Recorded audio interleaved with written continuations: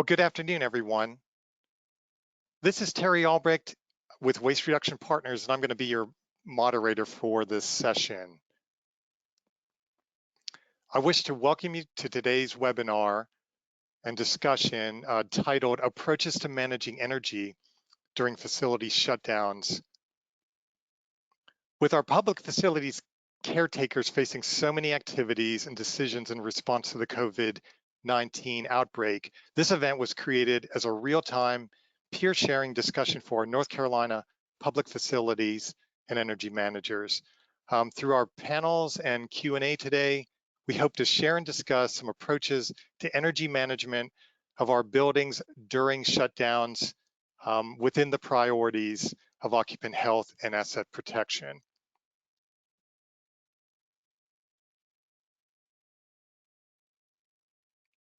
So today's event is being hosted by the North Carolina Department of Environmental Quality, including our State Energy Office UC programs and our DEECS Division Waste Reduction Partner Program. We want to thank the Land to Sky Regional Council, which administers the Waste Reduction Partner Program and provides the infrastructure for all this to happen. At last count, we had over 130 people registered for this event, and we just posted it on Tuesday. This is really due to the excellent communication channels that we have in our public sectors, our University Energy Leaders Listserv, the UC Liaison List, and other K-12 and local government networks. So thank everyone and all of our stakeholders for helping spread the word about this event. This is really going to be a pretty quick and no frills event from the standpoint of our planning. We really just pulled the trigger on this in the past few days. So what we're going to be doing is we're going to be having a panelist discussion with 3 panelists for about 35 minutes, and then move right into a question and answer session with some other panelists that we're devoting about 30 minutes to. So that's really the topic for today as far as our webinar goes. As far as housekeeping, just want to let you know if you're having any kind of audio problems, in your registration link, there was a phone number, so you can call into this as a backup. We will be recording this webinar and sending you a link post the webinar with some other resource slides. And we're going to be doing questions and answers, and I realize this is not a Zoom meeting and may not be quite as interactive as other meetings in this webinar format, but we're going to be asking folks to type their questions in on your question toolbar on your control panel, and then we'll be answering those during the question and answer session. And we'll talk a little bit more about that to come. Everyone else is going to be muted during the webinar. Okay, so I want to quickly just introduce our 3 panelists that are going to share briefly just a few minutes about the activities and then some specific topics that we have chosen to cover today. So let's go through these and then we'll get right into there. We have Patrick Richardson, who's the energy analyst for Appalachian State University, and he certainly has been an invaluable leader among the UNC University system. So we appreciate his attendance today. We have John Madronick with Wake Technical Community College, which is really a recognized leader among our community college system in energy management. And we also have Paul Harry, who is energy manager with Charlotte-Mecklenburg Schools, our state's largest K-12 system, to share his and their activities going on today. So we're going to begin this with Paul with an overview of their activities and updates within the Charlotte-Mecklenburg system. So Paul, turning it over to you.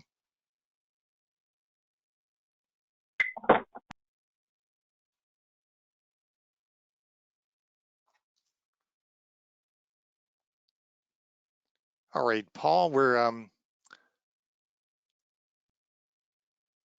Hear me? Yes, we can now hear you. Terry, can you hear me now? Okay. Yes, we can hear you. Again, thank you, Terry. Not sure what people heard or not heard, but Wake County, I think, is probably a little bit larger than Charlotte-Mecklenburg Schools, but we're comparable in size. So give credit where it's due. this particular topic, and I'm just going to try to do an overview of it as to what Charlotte-Mecklenburg Schools has been going through since it's been about 2 weeks, coming up on tomorrow morning. And since COVID-19 really came to the point of we as a school system trying to determine exactly what to do and how to handle it.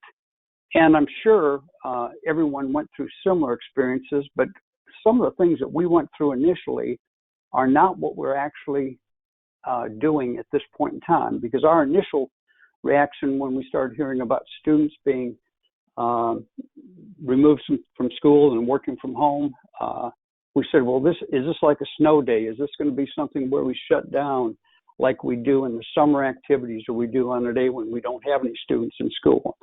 And that was the first thing on our minds, and how long do we operate, and that type of thing. But it soon evolved from that to the point that we needed to, out of the 175 schools and the additional 20 support buildings, we needed to use almost 70 of those schools' kitchen and cafeteria to provide lunches and meals to students, 2 meals a day.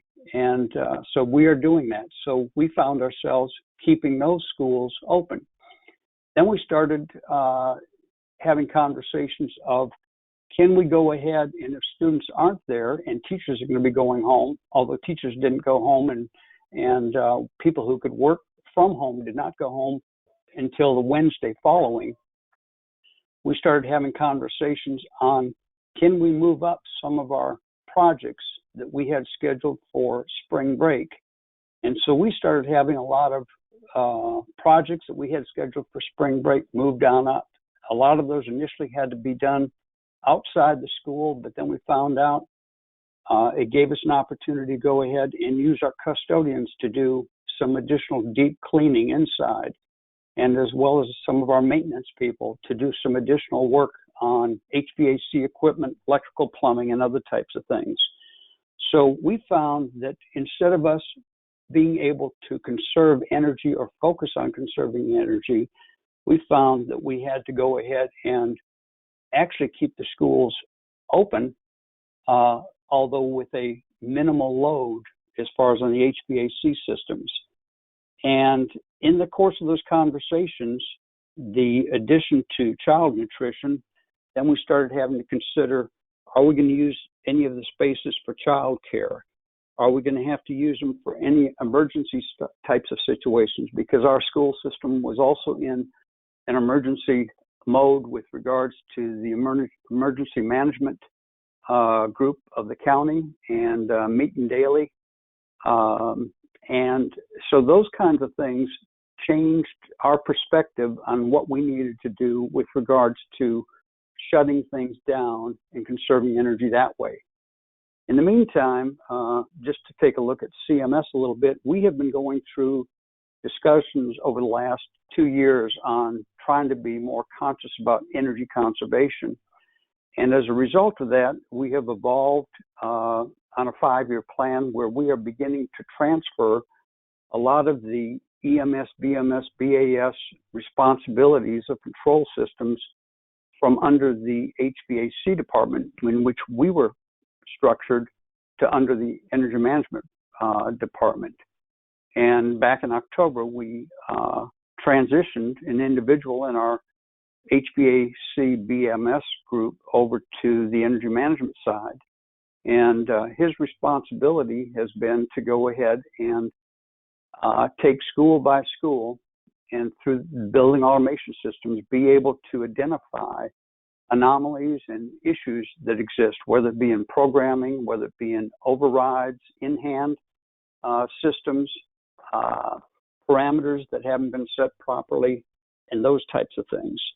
So we have been going through that particular process and taking them one at a time. And so those are the kinds of things that we have been involved in. In addition, some of the discussions have also involved on our systems equipment, the capability to already utilize resets that are there, such as discharge air temperature, static pressure, those kinds of things on the newer systems, making sure those are all set to where they should be. making sure that trying to get to the point where we're not going through a revolving door, but we still have some of those kinds of situations where we have too many chefs in the kitchen, we have too many people. We still have access to, nearly full access to the control system. So once our individual is able to make corrections, we sometimes find that they have been undone. So those are the kinds of things that we are going through. We have also been working with our with a new director of facilities maintenance, engineering, and energy management, and that transition just came about the 1st of March, and so there are those changes that we're going through. The deliberations that our management team, the cabinet, superintendent's cabinet, and the conversations that they've been having with state officials on how to operate, how to take care of our non-exempt employees who initially were told about 2 weeks ago that they could go home and be paid, and then evidently in the state laws, it does not permit them to do that. So we have provided them the opportunity to work on various projects in the schools where they feel safe. And that seems to be what is still current as of this morning.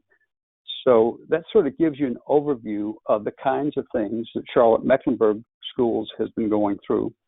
So the initial thought we had on what we could do to save energy from the standpoint of shutting things down, we really had to look at what will occur if we can go ahead and just optimize the operation of the existing equipment while we still find ways to work around people who have to work in order to get a paycheck. So, Terry, with that, I'm going to turn it back over to you.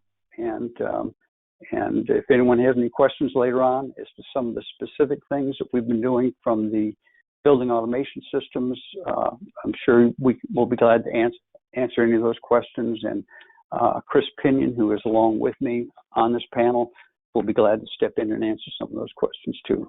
Thank you very much. All right, thank you, Paul.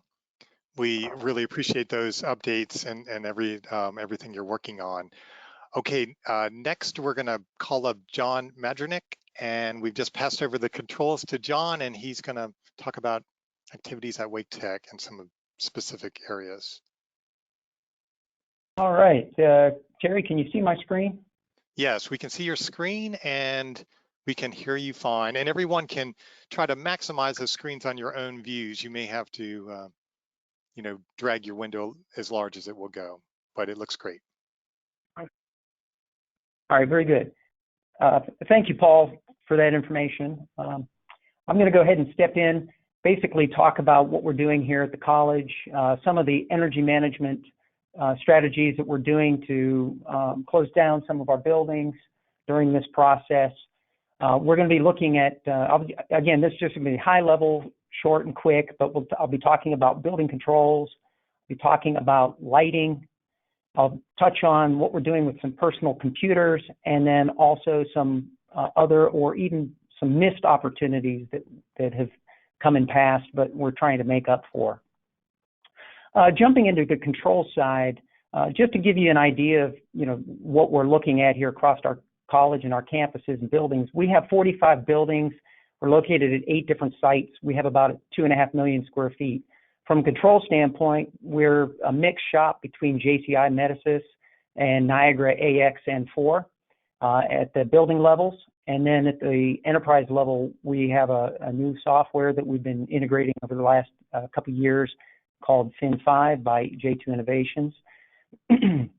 But really what we're looking to do is we've downsized a lot of our operations from those 45 buildings down to 7. And we are keeping those critical buildings that we've identified operating. And some of them are even just under a partial operation status where we may just be cooling or heating just floors or areas of the building as much as we can. Because we have a variety of different buildings, building types and so forth, and control systems that span for several decades, like I'm sure many of you do, we have limited capabilities in some areas and advanced capabilities in others, so we're just trying to adjust accordingly as quickly and as efficiently as we can. One of the things we're looking at is within the vacant areas is to obviously unoccupied buildings, but keep them in an unoccupied status.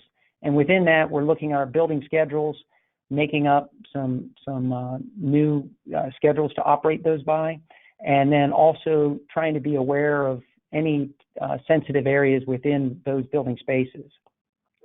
One of the tools that we've been implementing here is an analytics tool that we've been experimenting with, playing with. It's SkySpark, and we've actually had that to help us to identify where we have our air handlers running.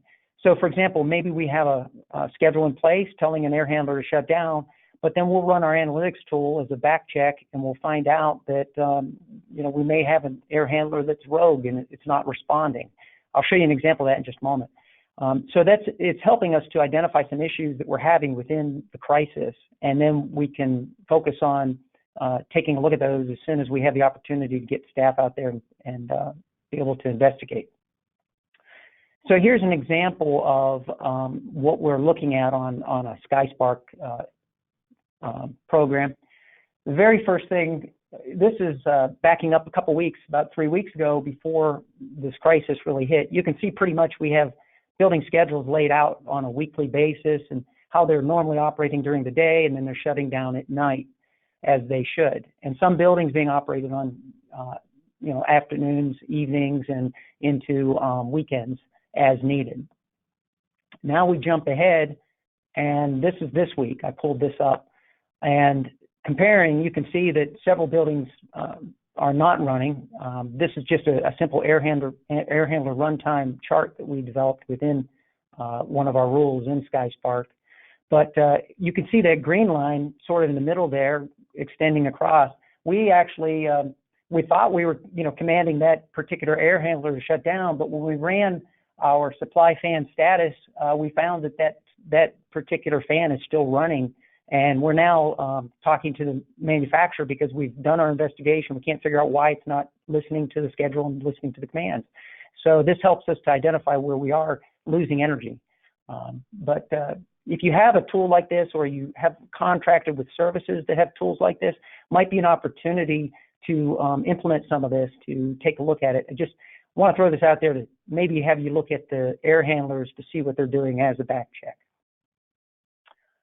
Another topic I'm going to jump into, next topic is going to be lighting. Within the lighting, I'm going to just talk a little bit about what we're doing on our interior lighting areas. Many of our buildings do have lighting control systems. We have at least 7 different lighting control products in our buildings, different vendors. Some of these are able to be controlled remotely, some are not, vast majority are not. Some, even within our BAS, we can only see what's happening. We can't actually send the commands to the control lighting system. We can only just say that the lights are off or on.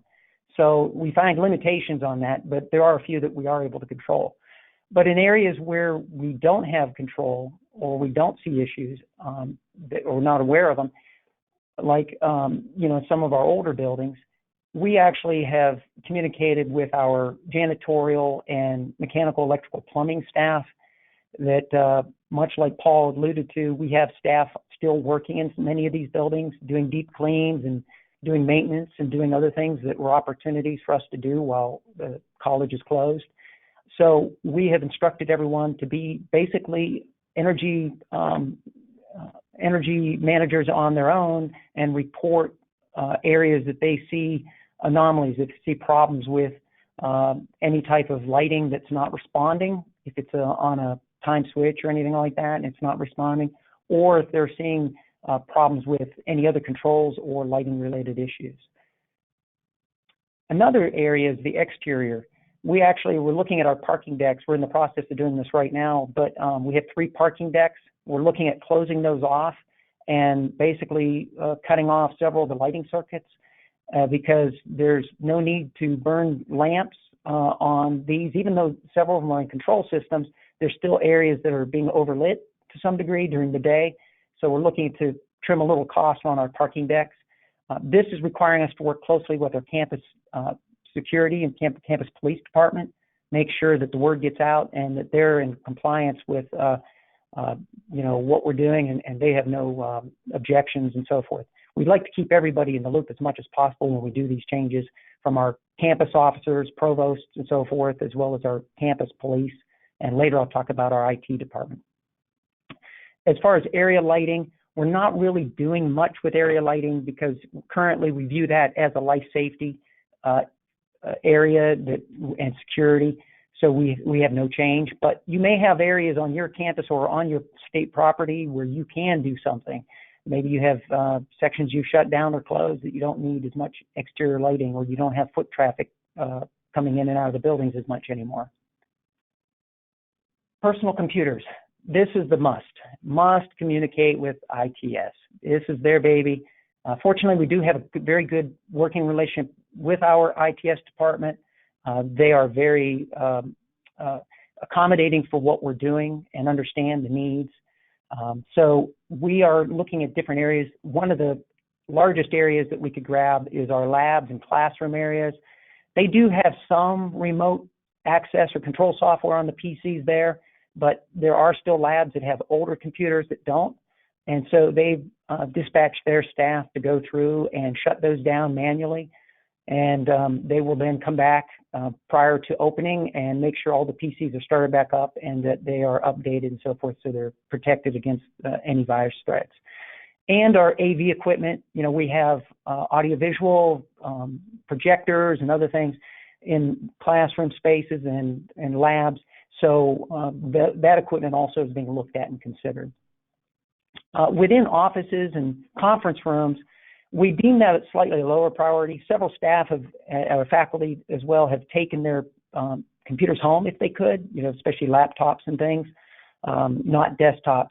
But ITS rather said that they will address this as they have time, but it is a lower priority because there's less of those out there than the ones in the classrooms and concentrated areas.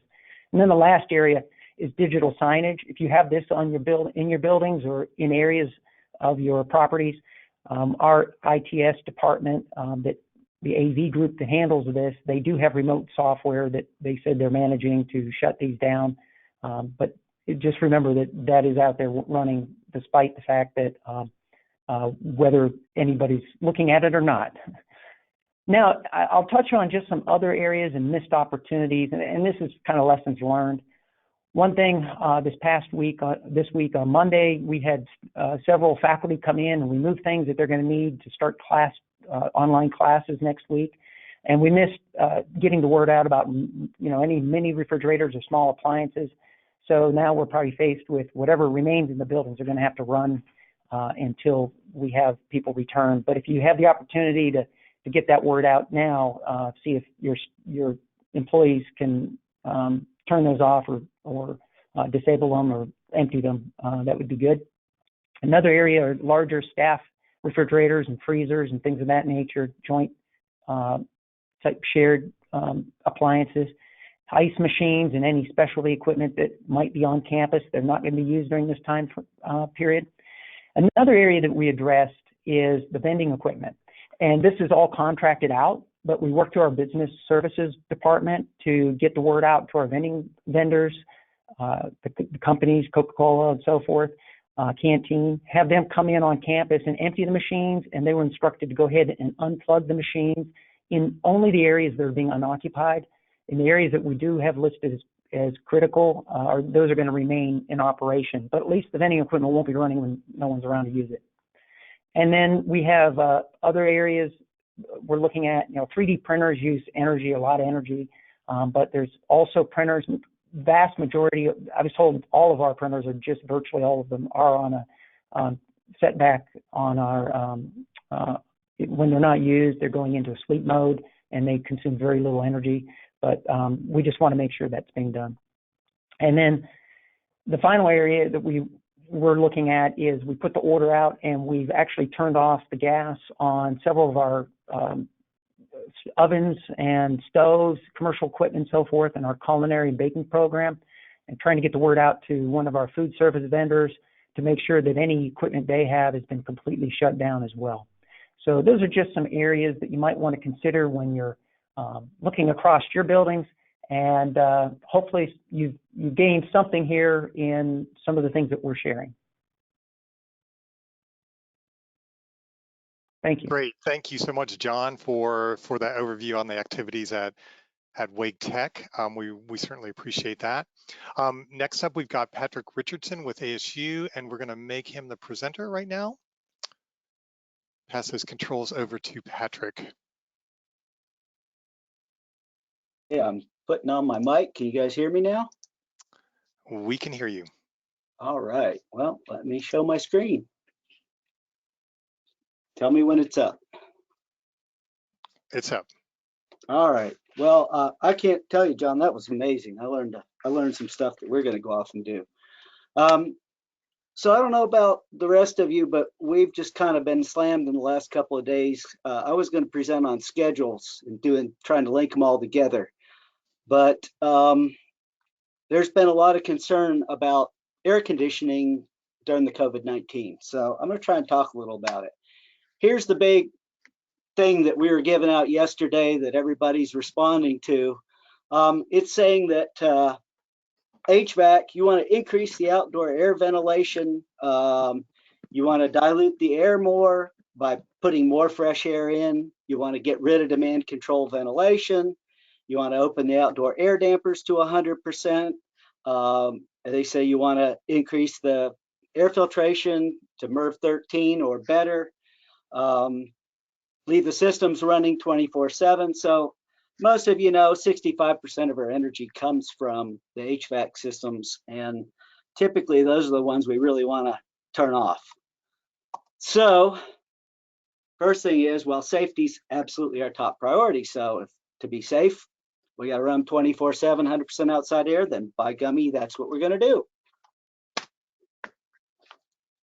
But, you know, as energy managers, we don't like it. So I measured once as soon as they did the operator overrides and put it in, 50% increase in power.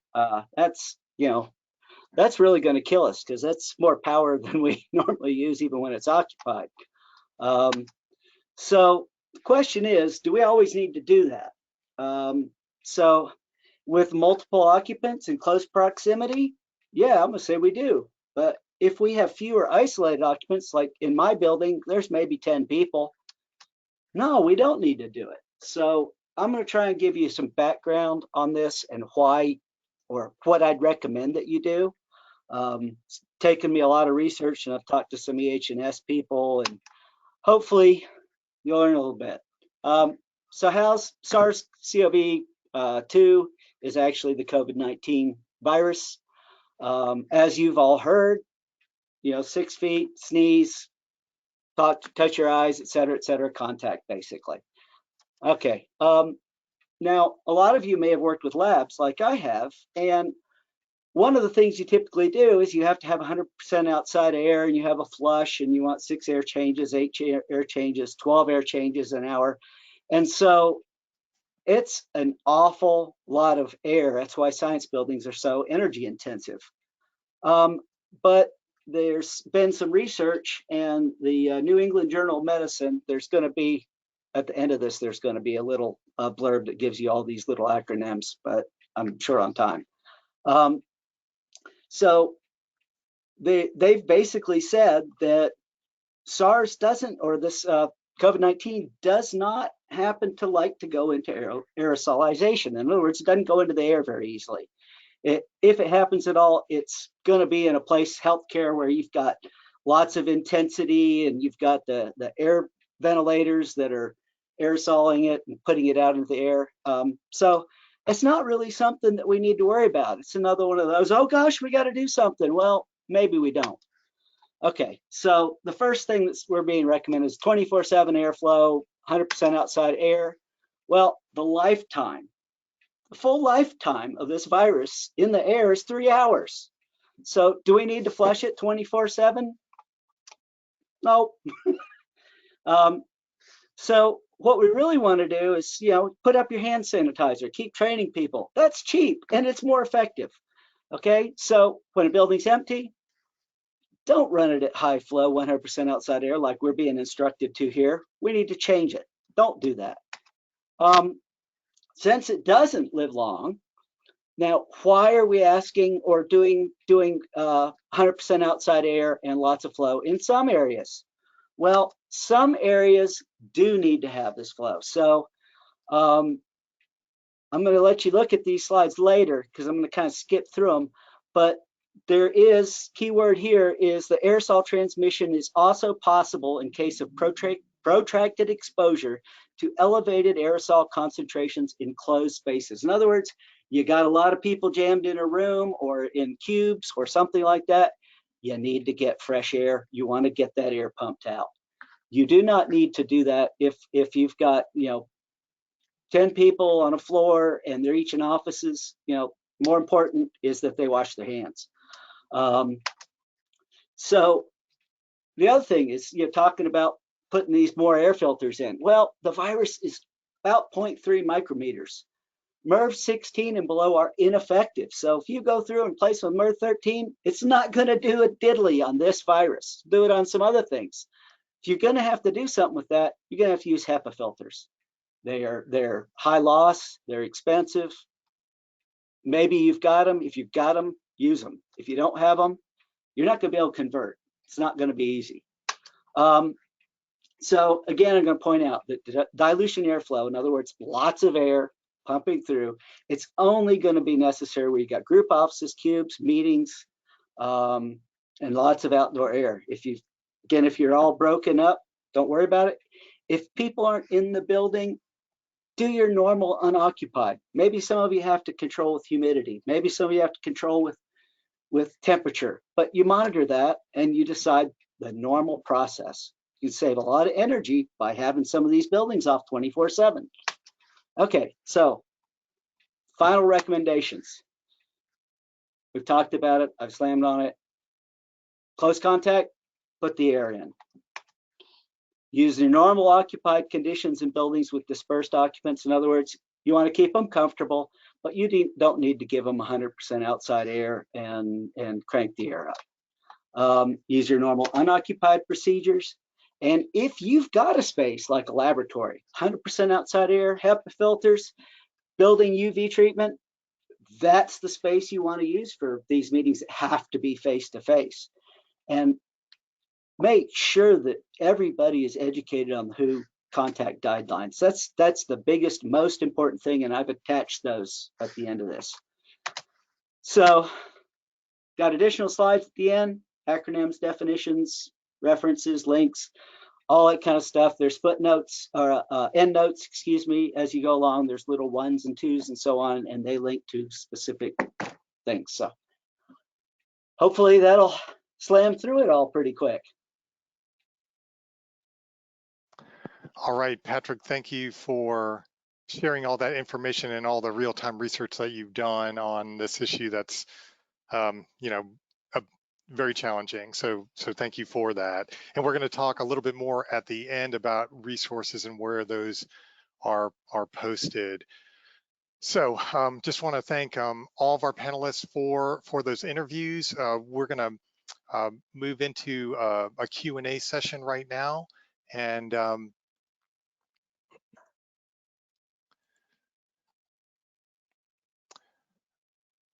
let me get the screen right here.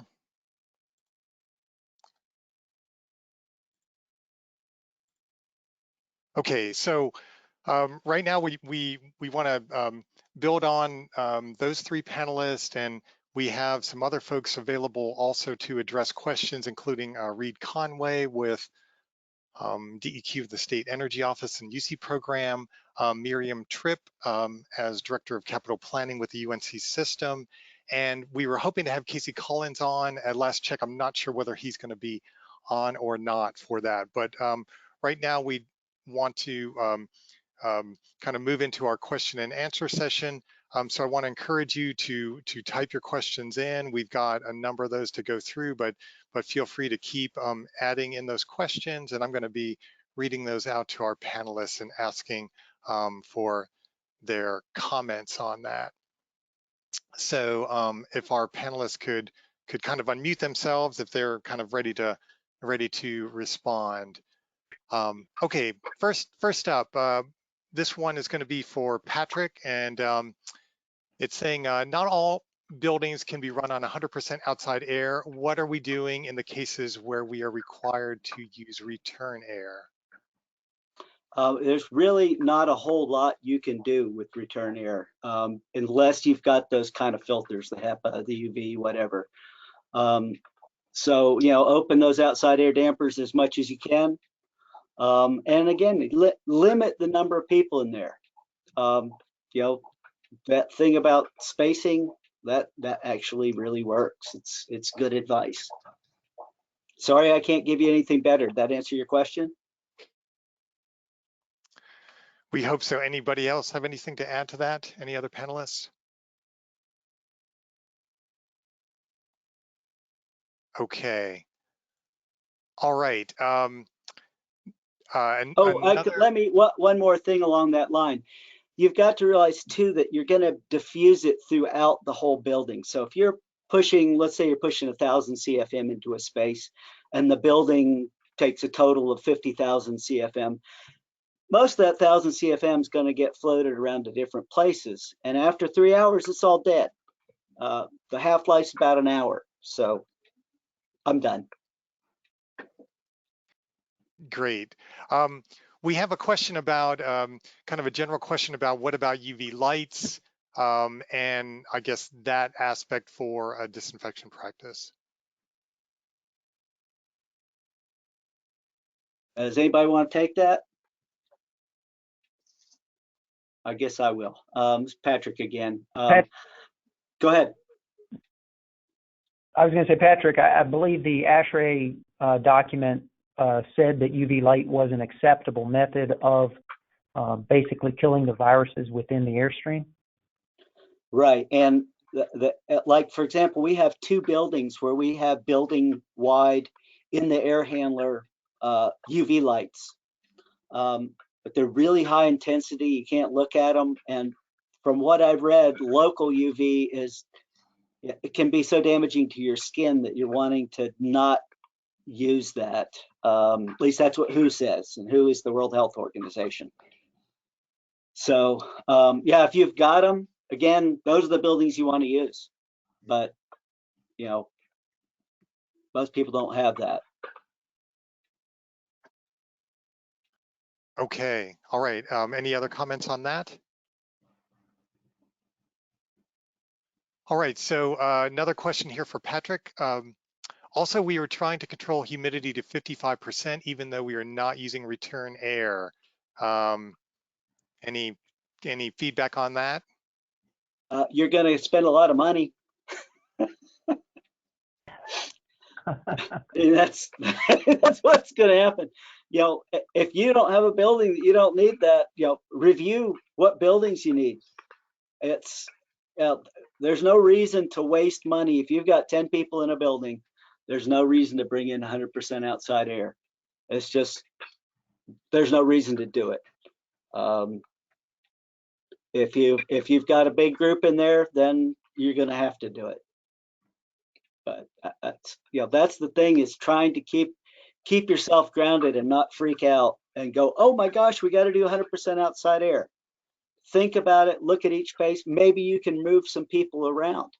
Maybe they're all in offices and you say, hey, okay, stay in your office. Now you're not going to have really much of a problem. Best I can do, I'm sorry, but we got to consider safety first. Terry, I'd like to add something to that comment from Patrick. I think moving forward, when we start looking at space utilization within our facilities, it's going to take a bigger conversation about where groups are going, and more so than just 1 or 2 people making a decision on having large groups in particular areas. I think that's going to have to include a physical plant, facility maintenance. All that is those conversations are going to be a little bit bigger moving forward, especially initially. Yeah, one strategy that we've been using at Wake Tech to stagger our office hours is that we will post them on our Outlook calendars so that some key staff can see where we are, who's going into which office and things. So that might be an approach that you could take, so that you don't have clusters of people working in close proximity if you cannot break them up. Great, that's really, really great feedback on that issue. So thanks. Okay, we're gonna keep moving in on these questions. John, this one's for you. How do you control humidity in those buildings that the AC is not running? That's a good question. I mean, we do, it's not like we're shutting the whole system down. It is in an unoccupied status, but we are monitoring that. I did notice we did have a few buildings that were showing excessive humidity, so it's kind of on a case-by-case basis. But for the most part, the temperatures and so forth have been pretty mild here. I know we're going to be getting into a heat spell here in the next couple of days, so we're just going to continue to watch it. But many of our buildings do, if the temperature or humidity gets outside the accepted range, then the system is to be commanded on to address that. But not all buildings, but we're just keeping a manual watch on it. Harry, let me just interject one thought here. With regards Sure. to summertime, when you start talking about humidity, one thing we have done over the years is we will end up running the media center for about 3 hours, usually maybe from about 10 o'clock in the morning to 1 o'clock. Obviously, when in the heat of the day, when you're going to have higher temperatures and you're also going to have the humidity issues, and then that way it just sort of has a tendency to help manage the humidity level much better. So that's what we have found over the years that we end up doing. I'm sure it could be applied in other situations. Yeah, that's a good point, Paul. You can also look at if you're on a time of use rate and what might be the best time to run your equipment. You may find that early in the morning or late in the evening is a better time to try to control those.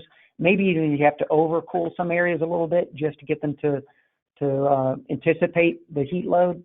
But I don't think there's a one answer for everything that would fit. Well, one thing that we do too is we try to do the dehumidification at night when it's cheaper to cool that air down to 55. So, sometimes that's handy. The other thing we've done is we're migrating to anyway, is we're putting in an array of humidity sensors in the building. And instead of using return air only we use the return air for the reset, but that way we can monitor the humidity. In particular, we got some areas with basketball floors and stuff that don't tolerate high humidity. And we can monitor those and basically shut everything off until the humidity needs to come up. And then we have some fans in there just to recirculate, and fans get turned off. Great guidance on that topic, and there have been a number of questions related to humidity control.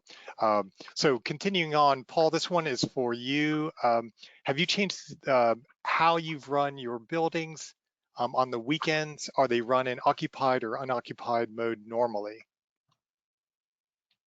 Normally, in normal conditions, we end up unoccupying buildings on the weekend, with the exception of when we have community use scheduling or some other activity. However, with COVID-19, all community use scheduling, all parks and rec scheduling, all of that has been canceled. So when we don't have people in the buildings, we are unoccupying them. The latest, as of around 12:30 today, is they are working towards just occupying the buildings Monday through Friday from about 7 o'clock in the morning till about 4 o'clock in the afternoon. The question still to be answered by management team is, do they want to go ahead and allow us to shut down various zones such as classroom wings, that type of thing, and that has yet to come through yet. So it's fluid right now. All right, great. Thank you, Paul. So for App State to kick in there, what we've done too is in addition, we have the classrooms and stuff on their own individual schedules, and we have a temporary occupancy button on each thermostat. So for the newer rooms and newer buildings, somebody, if they do want to come in and work and it's after hours or whatever, they push that button and everything goes to normal state, and then lasts for 1 hour. Great input. Kind of continuing in on some of the humidity issues. We have a question saying, what strategies are you using in the long term unoccupied mode to prevent mold growth? So I don't know if anybody would like to elaborate a little bit more on kind of long-term strategies.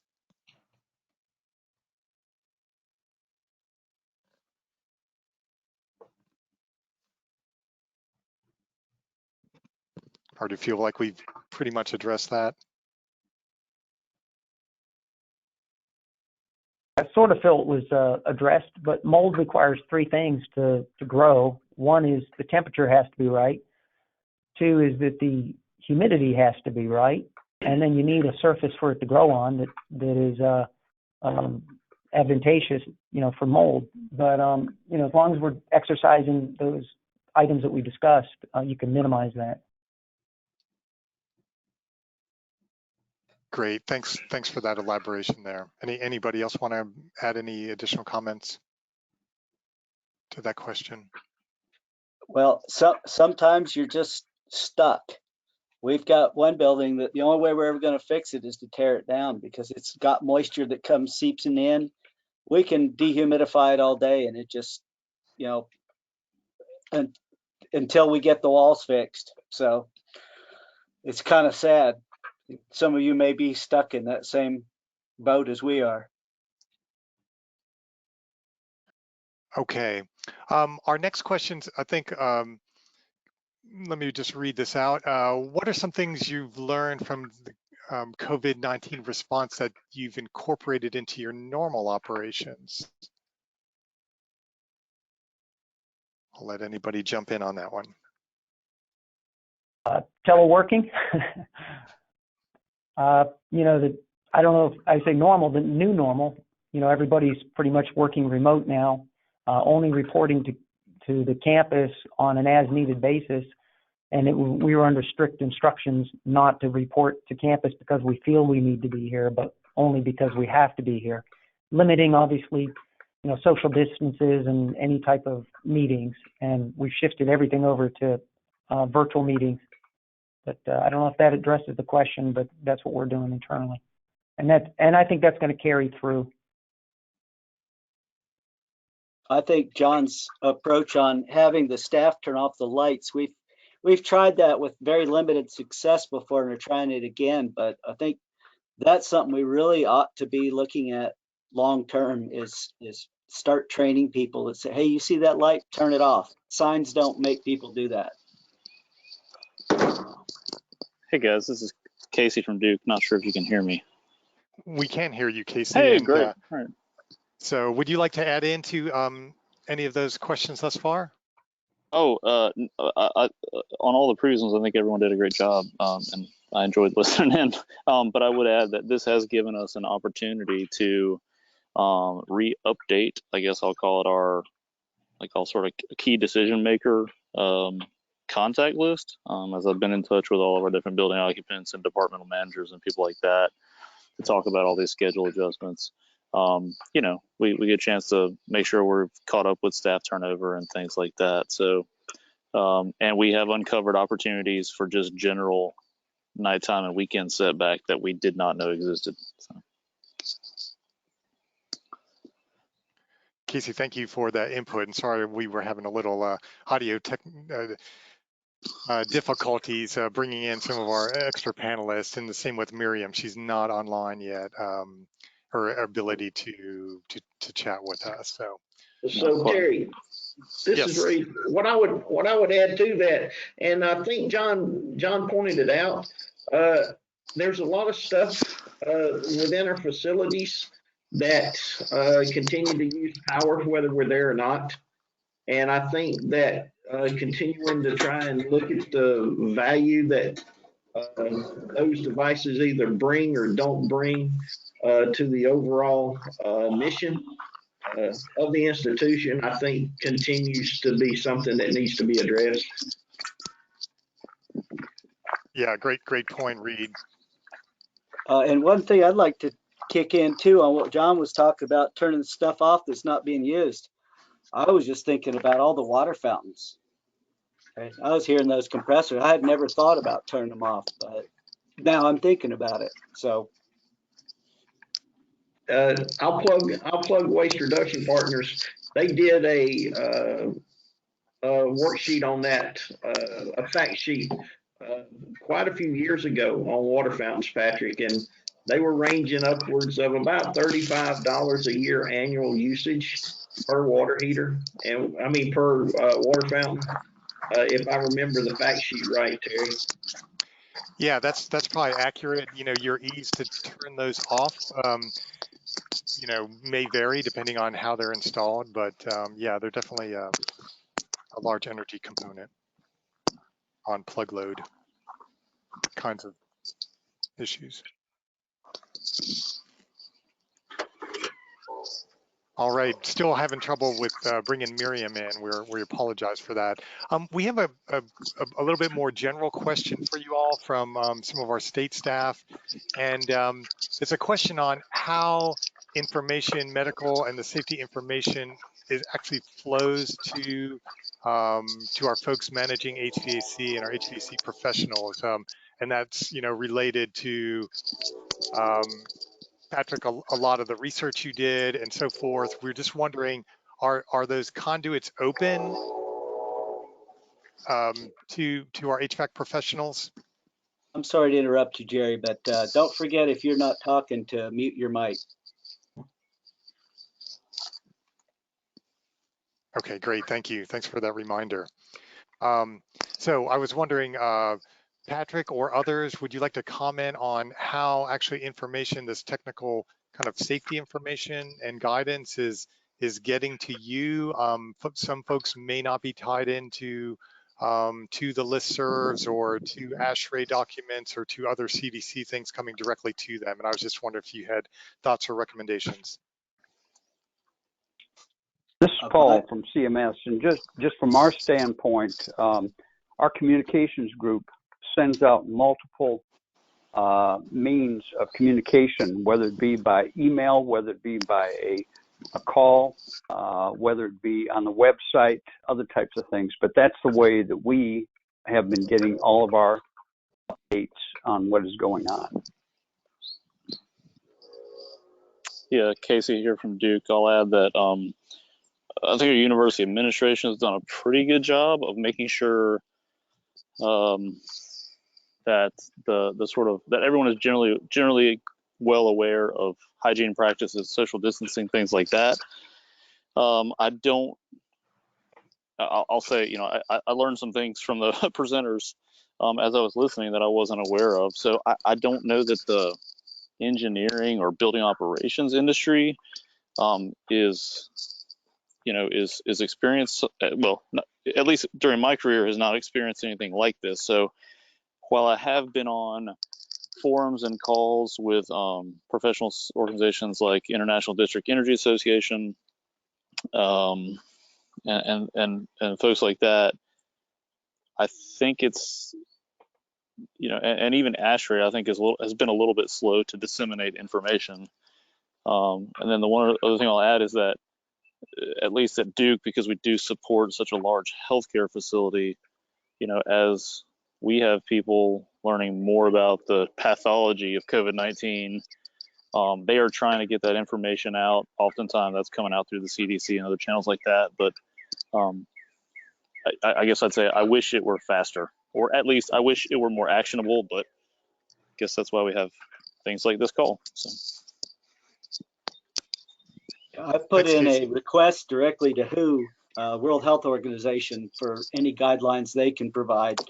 It's you know, pretty tough. You have to really dig in to try and find stuff that's up to date specifically for the COVID-19, because it's just a little different than normally use. Great, yeah, thank you. here Thank you, Patrick. Okay, here at Wake Tech, we don't get a lot of information specific to HVAC in COVID-19. I rely on our listserv group for that information, but general information, I know that we have an internal task force that meets several times a week, and that information is transmitted through our communications department, much like the other partners on the call today. You know, it comes through our website, through emails, through text messages. So we have a pretty decent communication network. Hopefully, something like that could be established where you are if you don't have something like that. But you probably should talk to your supervision or management and see if they can get something, you know, get connected into something like that. Great. Thank you, John, for that. I think, Miriam, I was wondering if you are now able to communicate with us. Yes, I believe I am. Can you hear me? Yes, we can hear you. Sorry, we had a little difficulties there. Would you like to add any comments in on anything thus far? Well, I guess I'd like to stray into a little bit of new territory and just remind everyone that among our groups, many of us have energy service companies who have executed performance contracts on our campuses, and we just need to be mindful of the impact that our current activities may have with respect to those existing contracts. And each of us will need to look at our particular circumstances regarding the annual measurement and verification process, but many of them require that you report changes in operating hours, and that has a bearing on how your measurement and verification calculations might be influenced. So if you haven't already done that and made contact with your ESCO, that might be worthwhile, because if you need to provide documentation, you might need to be collecting some of that as events change, rather than trying to backtrack and figure it out later. And it may make a difference to you in terms of what your savings opportunities might be. Also, Reed had noted that for those of us in the university system, if we are successful in exceeding our guarantee, that excess savings might put you in a position to request 1292 energy carry forward funding. So again, another reason to be looking carefully at those opportunities. Great points, Miriam. Thanks for bringing that up. I was wondering if there's anyone within the group that has any owners with contracts in place that are addressing that performance contracting issue currently. I am. We have a system-wide lighting performance contract and have started to open the dialogue with our ESCO. Excellent. Very good. Any other comments or feedback you'd like to share, Miriam? I'm sorry you weren't kept muted for a while there. That's okay. I, like many of the others have already noted, was learning a lot from everybody's comments. Very good. I've got another question here for John, and it's related to your SkySpark graphs, and it says that it shows that you have air handlers unoccupied 4 or more days at a time. Are you ensuring a healthy building environment for mold prevention? Yeah, that's, again, we are monitoring what's happening in the building, so to ensure that we're not, having issues.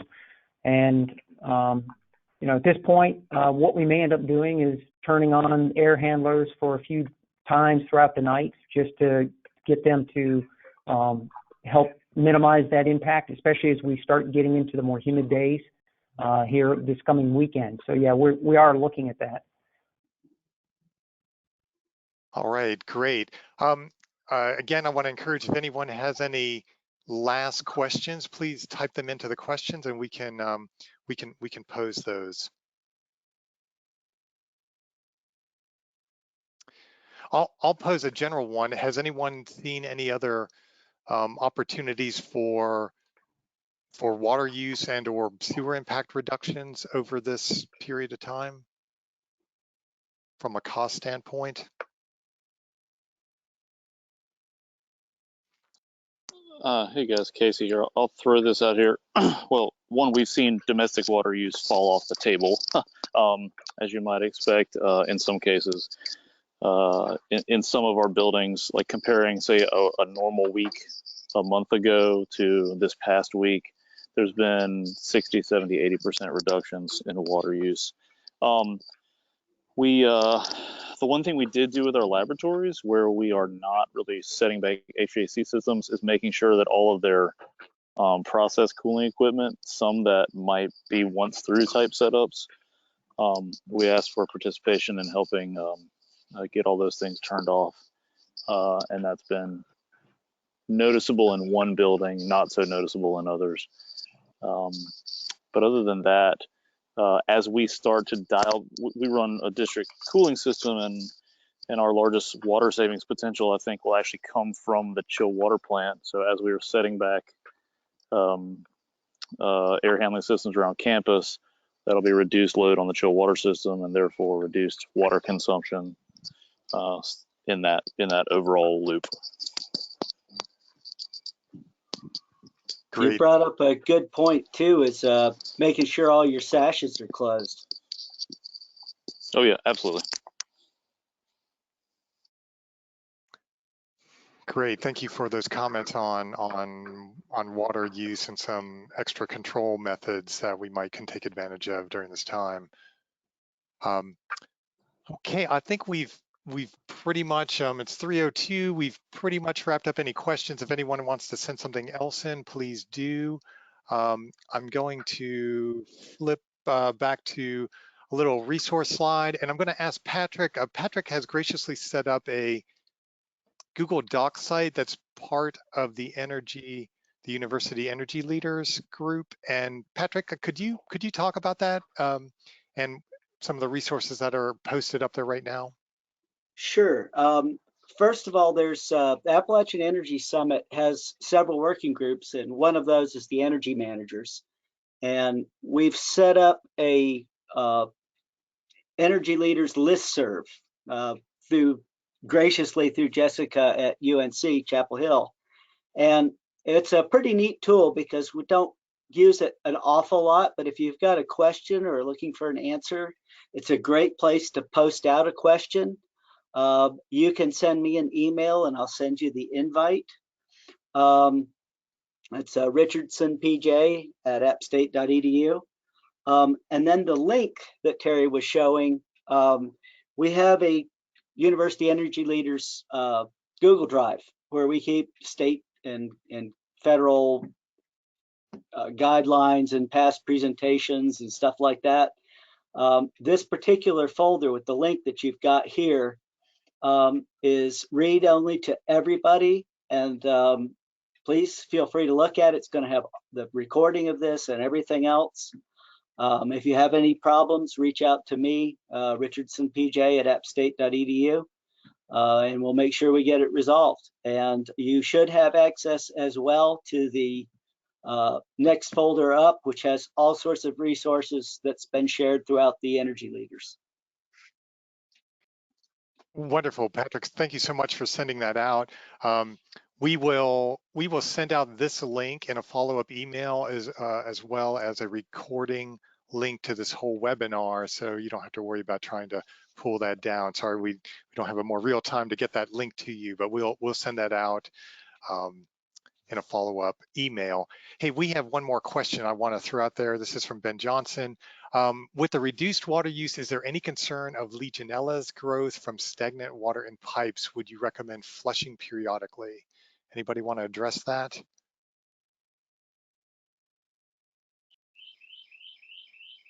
Hey, Casey again. I'll give others the opportunity first, but then yes, I definitely have some comments on that. Please, I'm clueless. Oh yeah, okay, well me too, but I'll tell you what we're doing. So yes, again, some of this is maybe unique to our situation. Duke University does own a fair amount of our own water infrastructure. So while we're receiving municipal water supply from the city of Durham, we are maintaining a lot of water distribution. In comments with my civil engineering colleague, there's the there's not as much concern about, or let me say this, I don't want to say this. There is lower risk of concern about Legionella in distribution piping underground because the temperature ranges are lower than Legionella typically likes to grow. Like for us, year-round, water underground water infrastructure doesn't get above 65 Fahrenheit, and that's in Durham. So, and our system's not buried that deep. What we intend to do, though, because we are concerned about water warming up in the building distribution piping, is that our folks know with some certainty that general municipal water treatment sort of ages after about 2 days. So 2 days of stagnation does offer the opportunity for biological growth. Exactly what, probably depends on your locality and the state of your buildings, but any sort of biofilm can start to grow. So for our folks, we think that we are going to do, after backflow preventers, some flushing in the buildings every 2 to 3 days. And as we're doing that, we're working with our water treatment contractor to make sure we're collecting samples and actually testing that. And I'll say quite honestly and frankly that our water treatment partner has been pretty good. We're not certain what kind of costs were incurred of this, but at least at this point, they're treating it like as much of an experiment as we are. And so we're getting some freebies for that. Beyond that, until we really know, and it'll even be, it'll depend on the building itself, how fast things grow based on interior temperatures and aeration and air leakage and things like that. Until we know with more certainty, we probably will continue to flush every handful of days. And for us, that's a big challenge for our distribution folks. We have over 150 facilities on campus, and about a half of those are going into a very drastically reduced occupancy. So more to come. That's very interesting to us. We're in a similar boat with the same number of facilities. How long did you say that the treatment that comes from the water plant typically lasts? Because I think we're going to be in the same boat. Patrick, we've heard approximately 2 days, and that doesn't, and that sounds short and somewhat alarming. That doesn't. I think you have to take it with some amount of grain of salt. In general, municipal water people are very conservative, rightly so. They're a big part of public health. But they do know that the sort of I do know that the type of particularly chlorination varies from municipality to municipality. So for example, in Durham is using chloramines, not just chlorine, with addition to its fluoridation and other things. But for their water chemistry mix, yes, we are hearing about 2 days is the length of time that the water takes to quote unquote age, where the chemical treatment starts to break down.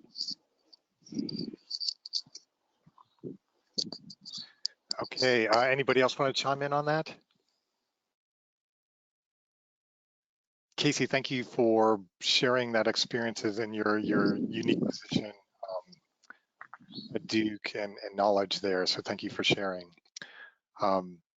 Okay, well, I think that concludes our questions, and we've addressed these resources. So we're going to go ahead and wrap this up. I want to really thank each of our panelists, those who presented, those who jumped online to answer questions. I know everyone is extremely busy. There's a lot going on, so thank you for graciously taking a little time out of your schedule to jump onto this call today and your preparation for it. So thank you so much for sharing that. As you exit the webinar, there's going to be a couple questions that might help us determine if we need to do other events or if you want to list any other needs that you have. And we want to let you know that we're there to help. State and other resources are there to help, and so we're all in this together. So with that, I'm going to go to our closing slide here and just say, well, until next time, I just want to wish everyone good luck in this very trying and unprecedented situation. Hope that folks can can stay healthy and stay safe. And thank you so much for attending, and watch for a follow-up email. Thank you, Terry.